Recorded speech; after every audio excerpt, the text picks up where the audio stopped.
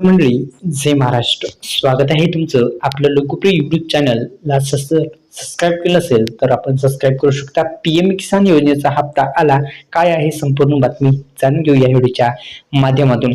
प्रधानमंत्री किसान महासन्मान निधी योजनेच्या माध्यमातून आतापर्यंत शेतकरी बांधवांच्या खात्यामध्ये आपण जर पाहिलं तर अनेक दिवसापासून शेतकरी बांधव प्रतीक्षित आहेत. अखेर प्रतीक्षाही संपणार आहे का, जाणून घेऊया या व्हिडिओच्या माध्यमातून.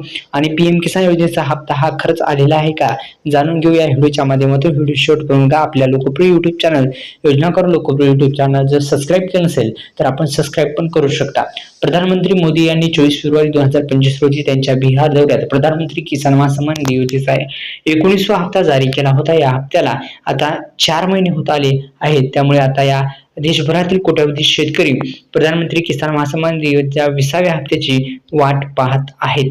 तर एकंदरीत आता 20वा हप्ता कधी मिळणार, काय संपूर्ण माहिती आहे जाणून घेऊया व्हिडिओच्या माध्यमातून.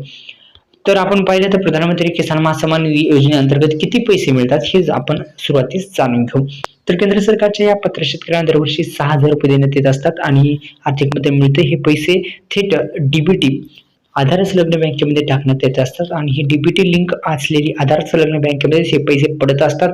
आणि आता जो आहे तो थेट आता आगामी काळामध्ये 20वा हप्ता हा जारी केला जाऊ शकतो. अद्यापही जारी करण्यात आलेला नाही मित्रांनो. 20वा हप्ता हा आलेला नाही, लवकरच येईल अशी आशा व्यक्त केली जात आहे. आता ई-केवायसी नसेल तर पैसे मिळणार नाहीत, हा महत्त्वाचा निर्णय आता शेतकऱ्यांसाठी आहे. ज्या शेतकरी बांधवांची ई-केवायसी प्रक्रिया पूर्ण नाही त्यांना हप्ता मिळणार नाही. प्रधानमंत्री किसान महासन्मान निधी योजनेचा लाभ घेणाऱ्या शेतकऱ्यांच्या खात्यामध्ये थेट पैसे जमा केले जातात. मात्र या योजनेअंतर्गत लाभ मिळवण्यासाठी शेतकऱ्यांना OTP आधारित ई-केवायसी किंवा बायोमेट्रिक आधारित ई-केवायसी आपण करू शकता. या दोन्ही पद्धतीने ई-केवायसी करून आपला जो हप्त्याचा लाभ आहे ते मिळू शकता. धन्यवाद.